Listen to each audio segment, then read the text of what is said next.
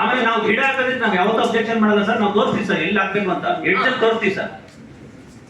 ರಾಮಮೂರ್ತಿ ಅವರೇ ಸರ್ ನಾಳೆ ಒಂದು ಲೆಟರ್ ಹಾಕಿ ಅವ್ರಿಗೆ ಏನೇನು ಗಿಡಗಳಿದೆಯೋ ಎಷ್ಟು ಹೈಟ್ ಇದೆಯಪ್ಪ, 2 ಅಡಿನ 3 ಅಡಿನ? ಚಿಕ್ಕ ಚಿಕ್ಕ ಗಿಡ ಸರ್, ಒಂದು ಅಷ್ಟೇ ಸರ್, ಒಂದು 3 ಅಡಿ 4 ಅಡಿ ಟ್ರಾನ್ಸ್ಪ್ಲಾಂಟೇಶನ್ ಮಾಡ್ಕೊಬೋದು ಅವ್ರೆ. ಅಲ್ಲಿ ದುಡ್ಡು ಕಟ್ಟಿ ಅಂತ ಹೇಳ್ತಾರೆ.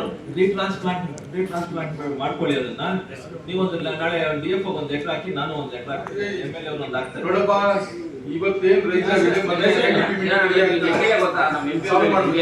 ಜಿಲ್ಲಾ ಪಂಚಾಯತ್ ಆಫೀಸ್ ನಂದು, ಜಿಲ್ಲಾ ಪಂಚಾಯತ್ ಆಫೀಸ್ ನಂದು.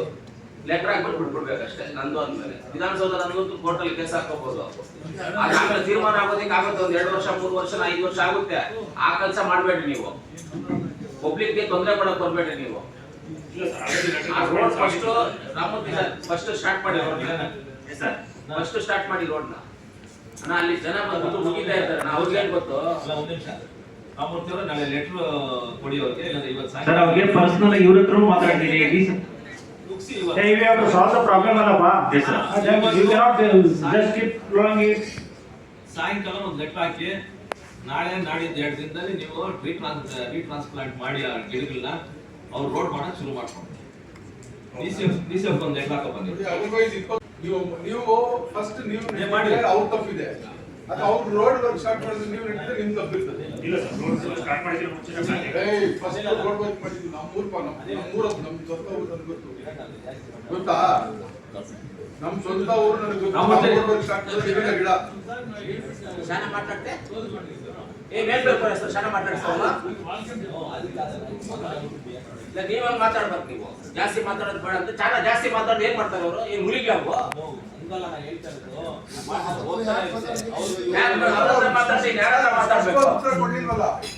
ಉತ್ತರ ಕೊಡ್ರಿ ನೀವು. ರೋಡ್ ವರ್ಕ್ ಸುಮ್ಮನೆ ಗೂಬೆ ಕೊಟ್ಟಿದ್ದೀರಾ ನೀವು? ರೋಡ್ ವರ್ಕ್ ಸ್ಟಾರ್ಟ್ ಮಾಡಿದ್ಮೇಲೆ ಇಟ್ಟಿದ್ದೀರಾ ಅಥವಾ ರೋಡ್ ವರ್ಕ್ ಸ್ಟಾರ್ಟ್ ಯಾರಾದ್ರೂ ಕೇಳ್ತೀವಿ ಕೊಟ್ಟಿದ್ದೀರಾ ನೀವು? ನೀನ್ ಯಾರ ಗಿಡ ಹಾಕೋದಕ್ಕೆ PWD ರೋಡಲ್ಲಿ ಹೋಗಿ ನೀನ್ ಯಾರು ಹಾಕೋದಕ್ಕೆ? ನಾನು ಇರ್ಲಿಲ್ಲ ಸರ್, ನಾನಿಲ್ಲ. ನಿಮ್ದು ಯಾಕೆ ಬಂದಿದ್ರು? ನಡಿ ಆಚೆ, ನೀನು ಆನ್ಸರ್ ಕೊಡ್ತೀನಿ, ನಡಿ ಆಚೆ. ಒಂದು ನಿಮಿಷ ಇರಪ್ಪ, ಸುಮ್ಮನೆ ಇದೀವಂದ್ರೆ ನಿಮ್ಗೆ ಆಟ ಮಾತಾಡ್ತಾನೆ ಇದ್ದೀರಾ ಇದು. ರಾಮಮೂರ್ತಿ ಅವರೇ, ಪರ್ಮಿಷನ್ ಕೊಟ್ಟಿದ್ದೀರಿ ನೀವು?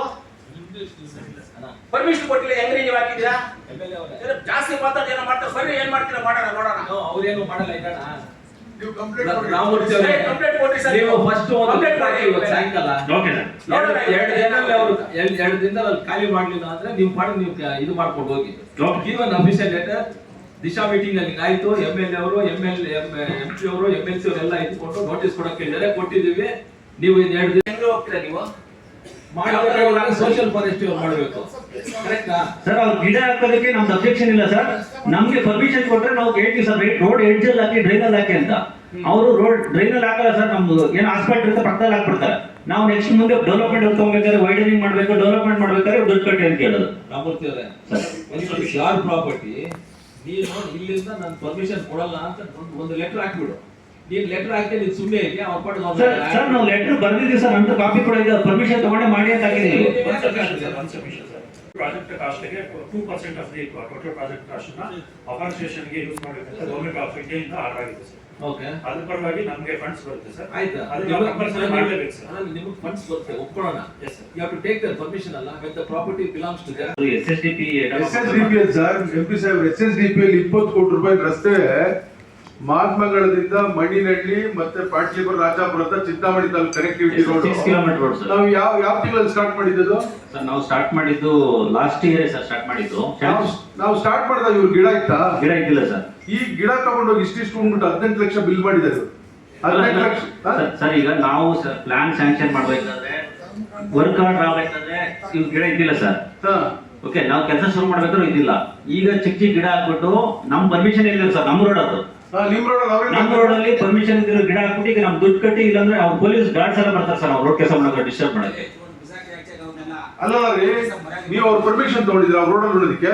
ಇಲ್ಲ ಸರ್, ನಾನು ಒಂದು ಉದಾಹರಣೆ ಹೇಳ್ತೀನಿ ಕೇಳಿ. ಇನ್ನೊಂದು ಯಾರಿದ್ದಾರೆ ಅಂತಲ್ಲ, ಇವಾಗ ನೀನೇ ಆನ್ಸರ್ ಮಾಡ್ಬೇಕು. ಯಾರು ಹಾಕಿದವ್ರು ಹೋಗಿದ್ರೆ ಅದೆಲ್ಲ ಸರ್, ಇದು ಬೇಕಾಗಿಲ್ಲ. ನಮಗೆ ಪರ್ಮಿಷನ್ ಕೊಟ್ಟಿದ್ರು ಸರ್. ನಾವು ಸ್ಪಾಟ್ ಇನ್ಸ್ಪೆಕ್ಷನ್ ಮಾಡಿದ್ವಿ. ಪರ್ಮಿಷನ್ ತಗೊಂಡು ಕೇಸ್ ಹಾಕಿದ್ಮೇಲೆ ಕಂಪ್ಲೇಂಟ್ ಕೊಡಿ ನೀವು.